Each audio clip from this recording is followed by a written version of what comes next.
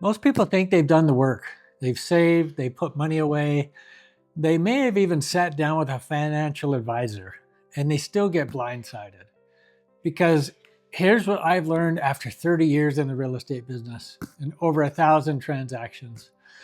The mistakes that hurt people the most in retirement aren't the dramatic ones. They're the quiet ones, the ones that feel completely right at the time. So today I'm walking you through the 5 retirement mistakes that quietly cost people thousands of dollars every single year. And the dangerous part, most people are making them right now without even knowing about it. A quick disclaimer before we get into this, I'm not a financial advisor. I'm a real estate broker licensed in Utah with over 30 years of experience helping baby boomers and homeowners over 50 make the smartest move of their lives financially and physically. I've been involved in over 1,000 home transactions. I've also actually built many homes as a general contractor, so I know what people are looking for. I know what suits their needs. I've seen what retirement looks like when it goes right, and I've seen what happens when it goes sideways. What I share here is based on 3 decades of real situations with real people, not theory, not headlines, just the real math. If this is your first time here, welcome. Hit that subscribe button because this channel is built exactly where you are right now. And if you've been around for a while, you already know I'm going to tell you the full math, not the hopeful math, but the real math. So let's get into it. Let's go sit down in my office and I'll tell you about the 5 things that are costing people a lot more money than they realize. Coming in at number 1, and I see this constantly, is what I call the tax headline trap. So here's how it happens. Someone reads an article, maybe it's Kiplinger, maybe it's Smart Asset, maybe AARP, and the headline says something like, the 10 best states for retirement. And right at the top is Florida, Texas, Nevada, Tennessee, no income tax. And the wheels start turning. No income tax, we're moving. Without much thought after that. But here's the thing, tax-friendly does not automatically mean low cost. As you've seen in my best tax states video. Let me say that one more time because I want it to land and hit home with you. Tax-friendly does not automatically mean low cost. When you retire, your income structure changes dramatically. If you're living primarily on Social Security, Roth IRA distributions, or personal savings, income tax may not even be your biggest problem anymore. What doesn't disappear? Property taxes, sales taxes, insurance costs, healthcare, cost of living, and if you're moving into a community, those dreaded HOA fees. I've run these numbers for people who were absolutely certain they were going to save money moving to a no income tax state. We added it all up. Property taxes were higher, insurance was higher, cost of living was higher. They were actually going to spend more than where they were leaving. So you got to do the full math, not just the hopeful math, the real math. Pull the total annual cost of living in any state you're considering and compare it line by line against where you're right now. Don't choose a retirement state based on one headline. So I'd like to hear from you in the comments below. What state are you in right now? Are you happy with it? Are you thinking about moving? Do you think it's costing you a lot of money? Do you think you're losing money by living there in that particular place? Let me know and I can run some numbers for you if you like. Mistake number 2, the home equity illusion. Most baby boomers I work with have significant equity locked up in their home.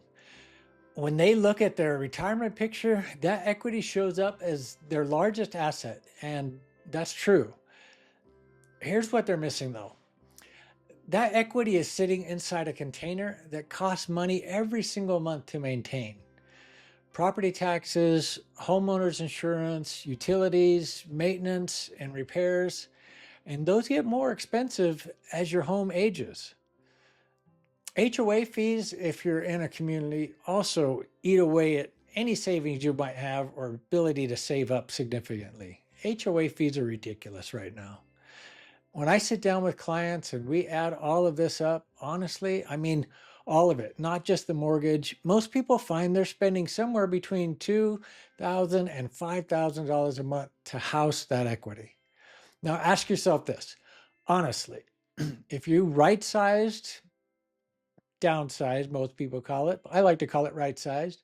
If you moved into a home that actually fits your life today instead of the life you had 20 years ago, how much of that monthly cost would disappear?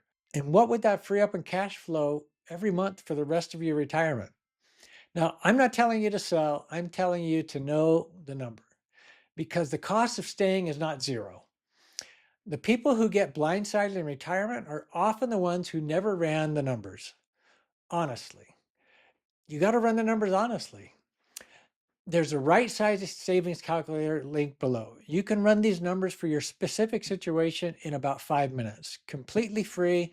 I'll put the link down below in the description. Mistake number 3, and this one connects to everything else in ways most people never see: the Social Security timing mistake. I know the conversation about claiming 62 versus full retirement age versus 70 has been had 1,000 times. I'm not going to rehash any of that. What I am going to tell you is the part that nobody connects. Your Social Security decision and your housing decisions are part of the same plan. When people make them separately without understanding how they interact with each other, that can be a very expensive mistake.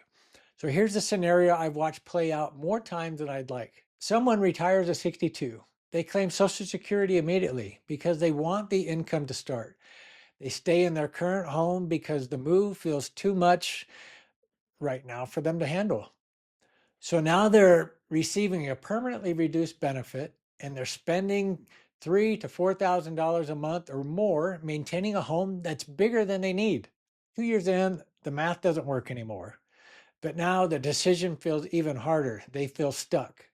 I'm not telling you when to claim Social Security. That conversation belongs between you and a qualified financial professional. What I am telling you is don't make that decision in isolation. Make it as part of the complete picture that includes your housing costs, your monthly expenses, and your long-term cash flow. This is not a small decision. This can have a major impact on your retirement.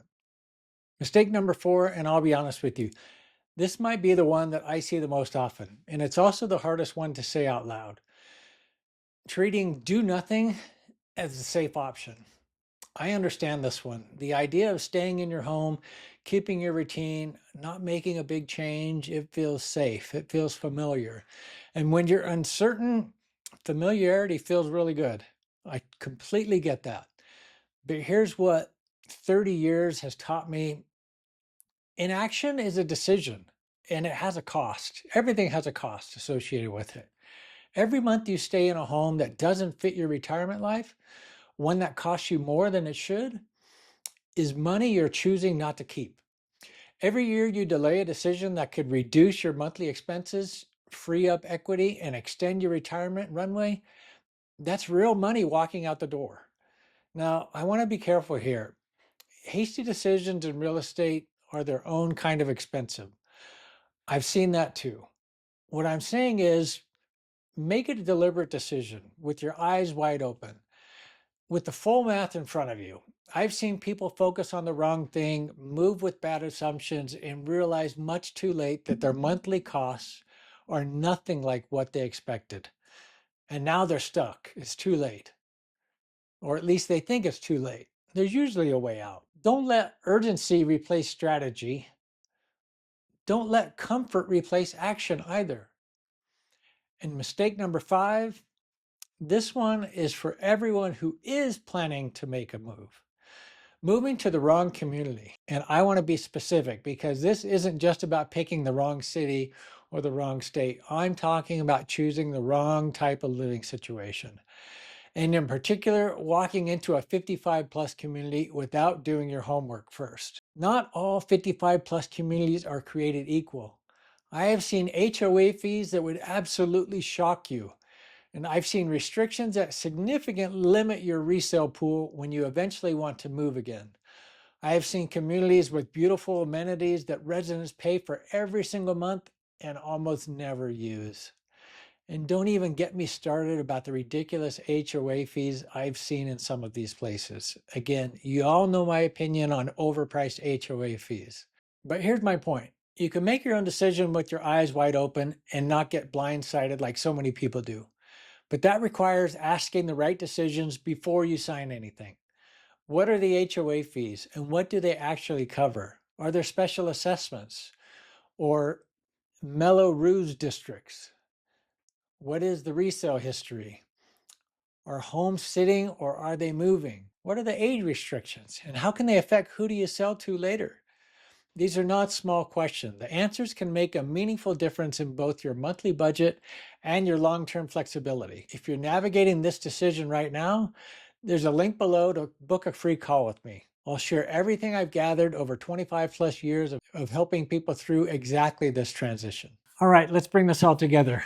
5 retirement mistakes that quietly cost people thousands of dollars. Number 1, the tax headline trap.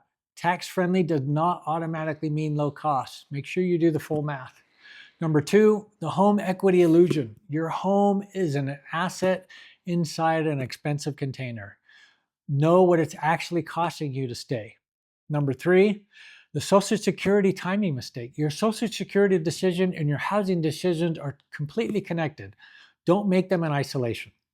Number 4, treating do nothing as the safe option. Waiting has a cost. Make a deliberate decision, not a hasty one, but not an avoidant one either. And number 5, moving to the wrong community.